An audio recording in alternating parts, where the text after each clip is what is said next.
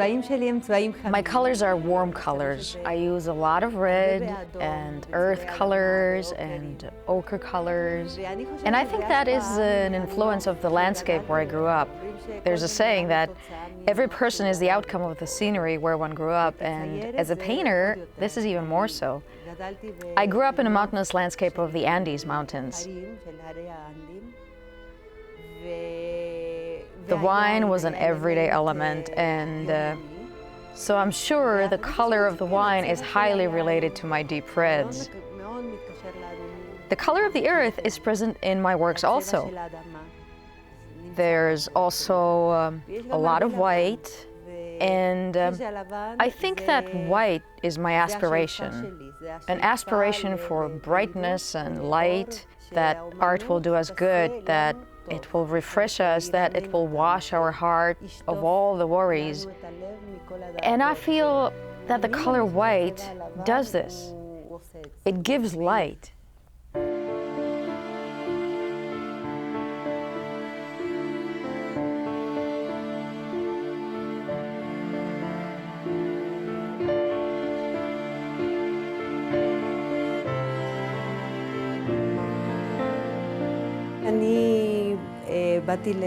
I came to Israel when I was 20. In the first few years when I was here, I studied in Tel Aviv in the Avni Institute of Art and Design. The truth is that it greatly changed my whole perception. I came from a very provincial world, and all of a sudden I was exposed to international art in a way that I wasn't before.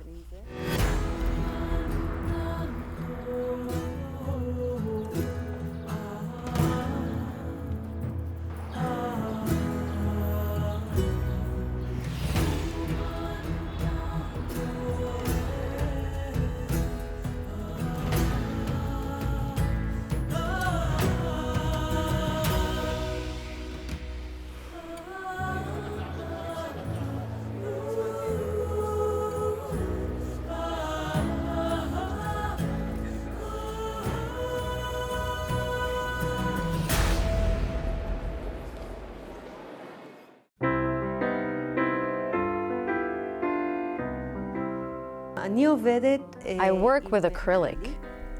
I mix the acrylic with a substance, a gel, that gives the acrylic body and texture, and it turns the substance into something very similar to oil paint. And because of the mixture that I make with the binding substance, my work gains thickness and texture and also shininess.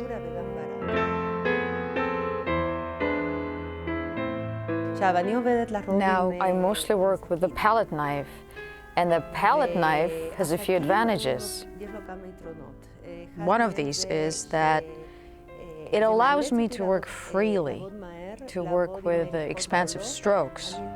I can't busy myself with small details. It's not a paintbrush with which it is possible to reach every eye and every minor detail.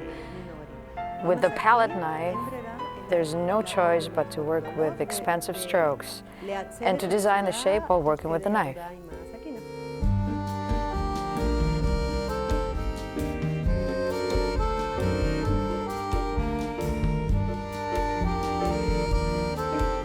I don't wait for inspiration to arrive and then start working. On the contrary, I just start working. I get up in the morning, put on my work cloth, my apron, and I begin a dialogue with the canvas, a two-way communication. And from there comes the inspiration. While working, I say something, I apply a dab of color, and the canvas answers me back, and then I say something else, and that's how some sort of dance is weaved, some kind of dialogue between me and the work that I'm doing at the moment. And sometimes it is interesting that I only have to think about what color I want. With what color I want to work today, I don't even have to think of some subject or a situation. I think today I want yellow and gray. So I begin working, and the colors create something in the atmosphere, and this atmosphere already tells me a story. And that's how the work is weaved. It's like a tango dance, really. It's really an open dialogue between me and the artwork. I don't control it. I talk with it.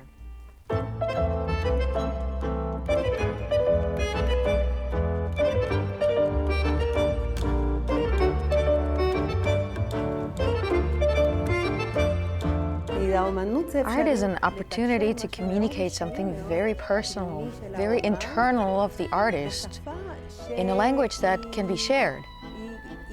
It doesn't necessarily need to speak to everyone, but the humanity can, the other people can connect to this thing. If an artist is able to find a way to use paintings to create a mood, sometimes it's not the subject that I'm trying to convey. It's not the story that I'm trying to tell, rather, it is the kind of mood and atmosphere that an artist can create. This is what reaches the soul and creates a coming together of artists and the outside world. So maybe that's what art is.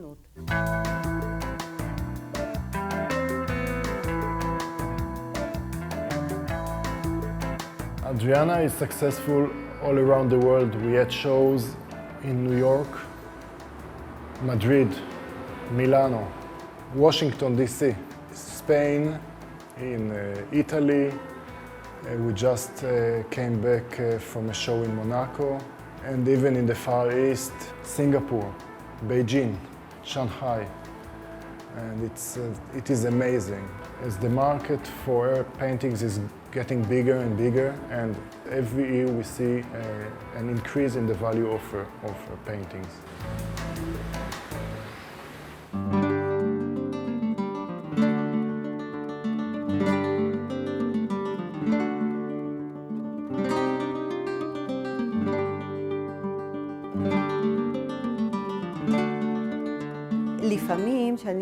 Sometimes when I watch the news and I see what happens in the world, I think, why of all things do I do art? There's a need in today's world for things that are so essential. There's a need for people who educate, people who provide food for the poor. I mean, there are such basic needs in this world, and I worry that I do something that isn't really needed. But then suddenly I understand that it really is completely the opposite, that even more so in such a difficult world, such a survivalist world, art is the only thing that saves our world. What would I do without music? I wouldn't be able to paint if there wasn't music. What would we do without movies? What would we do without painting? What would we have done if Picasso wouldn't have done what he had done? Because art is essentially what I think gives some sort of an alternative, a more spiritual and more poetic alternative to a world that is cruel, that is difficult to survive in, that is violent. And I truly want to give an alternative that whoever lives with my artwork at home will feel that I bring them to a place that's a little higher, more aesthetic, a little calmer, that they will forget their troubles a little. So maybe that's what I think, that art comes to balance, comes to give an answer, comes to soften our harsh world.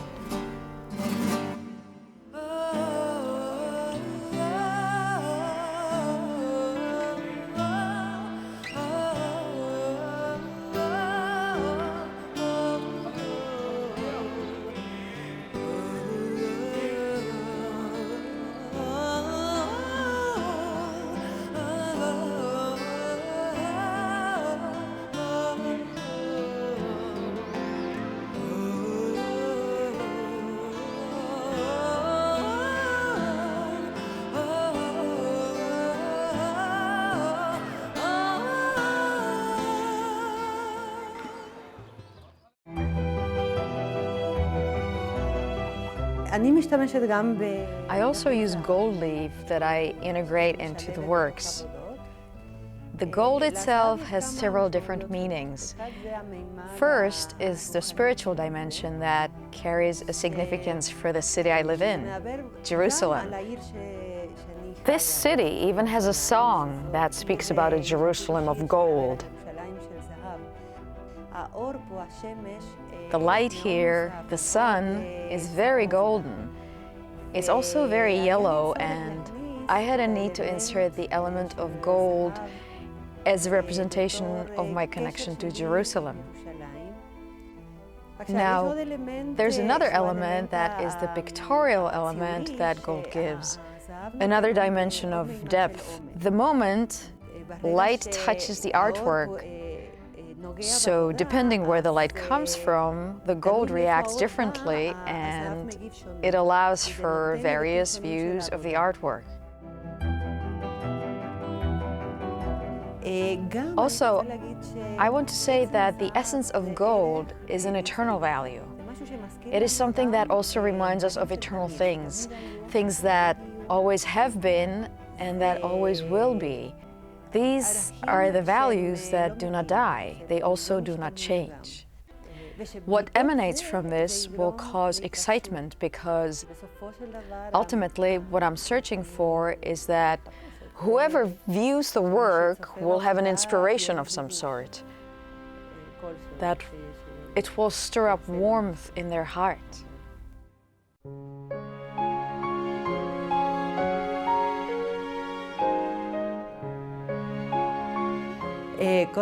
First and foremost, I paint for myself. It's a need, an existential need to paint. But I'm also aware that it reaches the public and that my work communicates. It is work that does reach others. It's not about my ego. It's not that I'm expecting much by means of reactions. It always takes me by surprise that people like it and are excited by it. It makes me very happy, and it especially makes me happy when I feel that there's some sort of a bond that begins to take place with the person. Now, of course it makes me happy that people like the work, but that's that. Afterwards, I must go forward and create new works. I don't think about it too much. I can't ignore the different interpretations of my work, but I try to be as honest as possible. It is really important that an artist says what he or she has to say without being influenced by the responses of others. So first of all, I paint for myself, and then I paint for others. And I would paint even if no one ever saw my work.